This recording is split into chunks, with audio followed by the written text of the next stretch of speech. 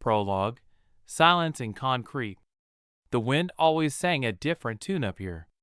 Not like in the city below, where it gets tangled in power lines and trees. Here, on the 17th floor of the unfinished Skyline hotel complex, the wind howled like a wounded beast rushing through the empty eye sockets of the window frames. Oleksii stood at the very edge of the concrete slab.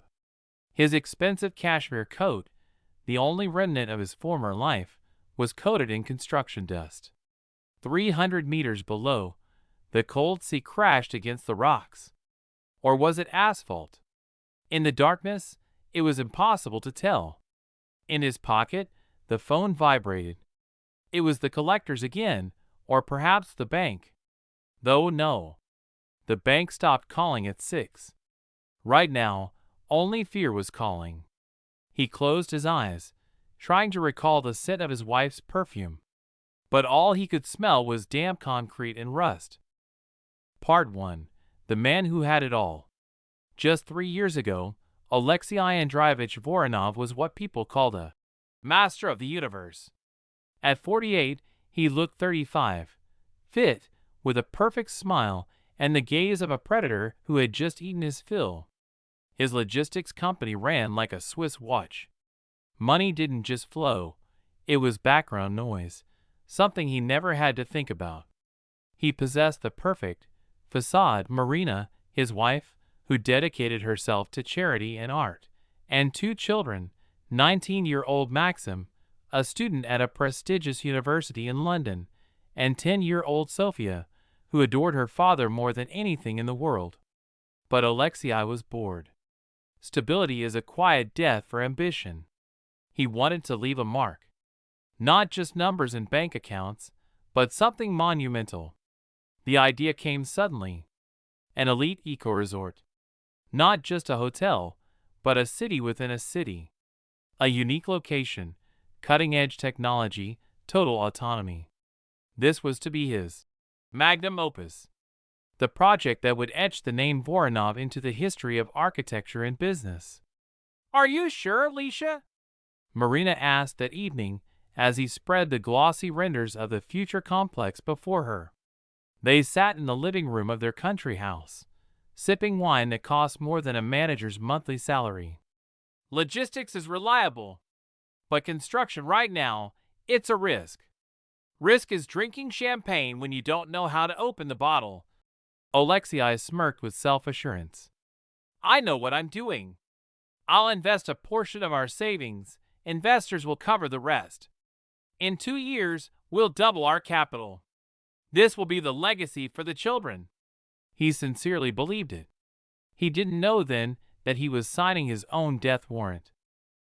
Part 2. First Blood. Construction began with grandeur. Oleksii liked things to be rich. The best contractors, the most expensive materials. He pulled the first $2 million out of his logistics firm's turnover. "It's temporary," he told himself. "Sales of the apartments will start as soon as we break ground." But sales didn't start.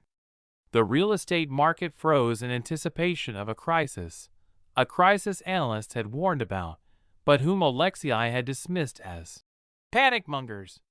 The first alarm bell rang 6 months later. The investor Oleksii was counting on suddenly pulled out. "Sorry, Alex, times are tough. I need to cash myself."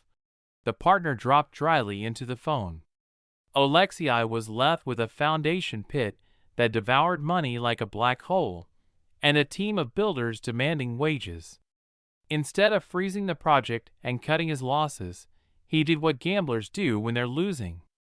He raised the stakes. "I can't stop, Marina," he shouted when his wife first saw the bank statements. "If I stop now, the concrete will crumble, the rebar will be stolen, and we lose everything we've put in. We just need to finish the frame. Then investors will see the project is alive." He sold his share in the logistics business. His brainchild, which had fed him for 10 years, he handed over to competitors at 30% below market value. He needed fast cash. "Everything will be fine," he whispered to Sophia, tucking her into bed. Daddy is building a castle. A real castle for a princess. Part 3. The Illusion of Control. Another year passed. The castle grew, but slower than the debts. The price of building materials doubled. What had cost $1 million in the business plan now required $3 million. Oleksii changed. His tailored suits hung loosely on him. He had lost 10 kilograms. His gaze became glassy, unfocused. He would sit in his office for hours, staring at a single point while the phone vibrated on the desk. He began to lie. First to partners, promising payment tomorrow. Then to the bank, falsifying reports to get a new credit tranche. And finally, to his family. "Are we not going to the Maldives this year?" Maxim asked disappointedly, home on break. "Daddy has a crucial phase right now, son. I need to be here," Oleksii lied. In reality, all the credit cards had been blocked a week ago. That was when he made the fatal mistake. He began selling liabilities.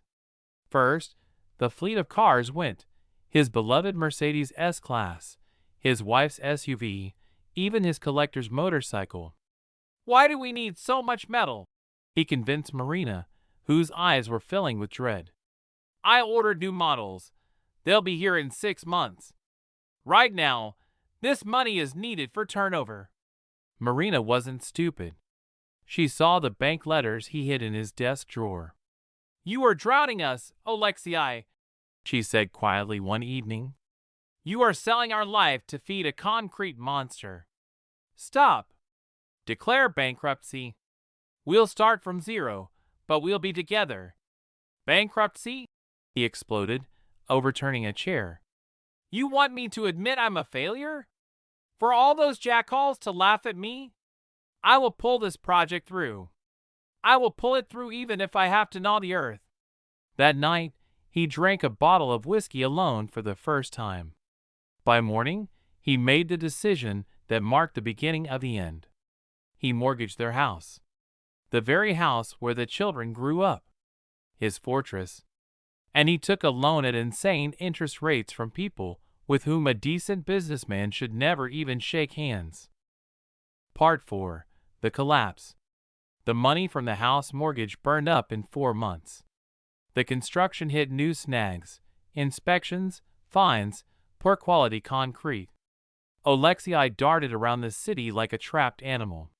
He borrowed to pay interest, took new loans to cover old ones. It was a pyramid scheme where he was the only investor. The day Marina left was sunny.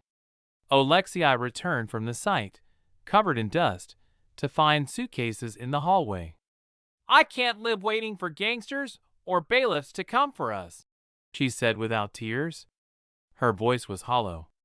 "You are sick, Leisha. This isn't business anymore. It's gambling addiction." She took Sophia. Maxim remained in London, but Oleksii could no longer pay his tuition. "Dad, they're expelling me for non-payment," came the call a week later. "Wait a bit, son. Just 1 more week. I'm closing a deal with the Qataris, and everything will be fine." Oleksii lied. There were no Qataris. He was left alone in the large, empty house that legally no longer belonged to him. The furniture was sold. The echo of footsteps bounced off the walls. He slept on a mattress on the floor, surrounded by blueprints. He fanatically believed that any moment now, just a little more, and the market would turn. He sold his last assets: the watch his father gave him, the jewelry Marina had forgotten in the safe, or left intentionally, even his share in his parents' apartment. Part 5. The Noose. The finale came not when the money ran out, but when hope ran out. The creditors, those same dangerous men, didn't come to him. They went to Sophia's school.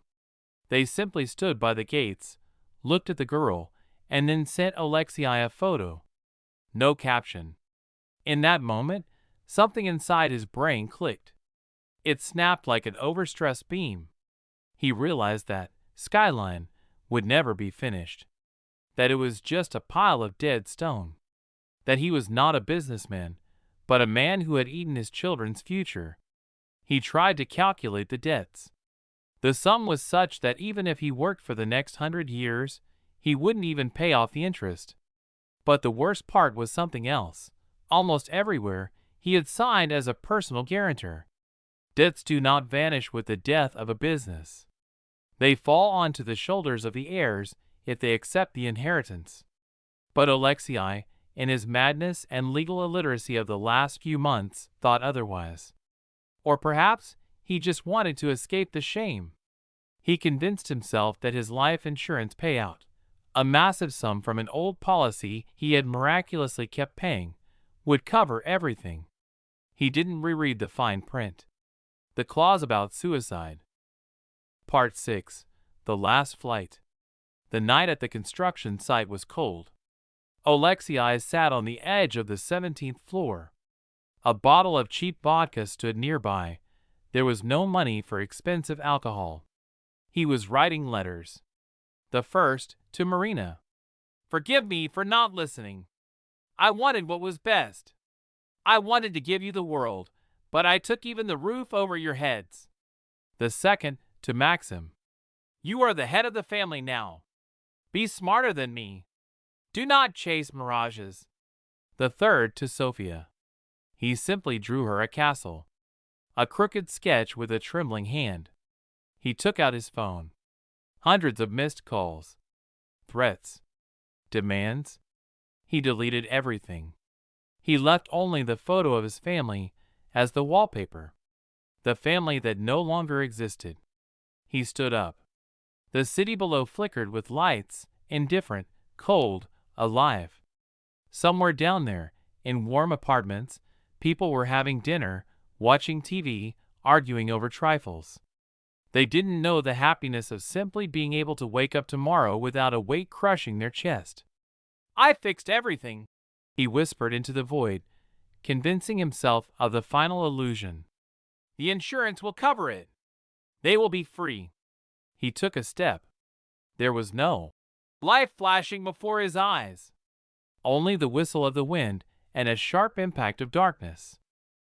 Epilogue, the legacy. The funeral was modest. Only Marina, the children, and a few former employees to whom Oleksii had never paid their final wages attended. There were no friends. Successful people love successful people. A week later, the notary invited Marina and Maxim to his office. He shuffled papers for a long time, wiping his glasses. He was uncomfortable. Oleksii Andreevich left a will, he began. But the situation is complicated. What about the insurance? Marina asked. Her eyes were dry, cried out. He wrote in the letter that the insurance payout would cover the loans. The notary sighed heavily. The case has been ruled a suicide. The insurance company refused the payout. This is standard practice if the policy has been in effect for less than 2 years following a renewal, and he amended the contract 6 months ago to increase the sum. Silence fell over the office. A silence so thick you could cut it with a knife. What does that mean? Maxim's voice trembled. It means, the notary lowered his eyes, that you, as first-line heirs, inherit not only what remains of the assets, and there is almost nothing, but also the debt obligations. Oleksii Andreevich acted as a guarantor with all his property. And the family's property. How much? Marina asked quietly. The notary named a figure. It was a number with 6 zeros.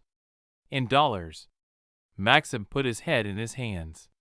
His future, his education, his life, everything had been crossed out by the signature of a father who believed in the best. They walked out of the office onto the street. It was raining.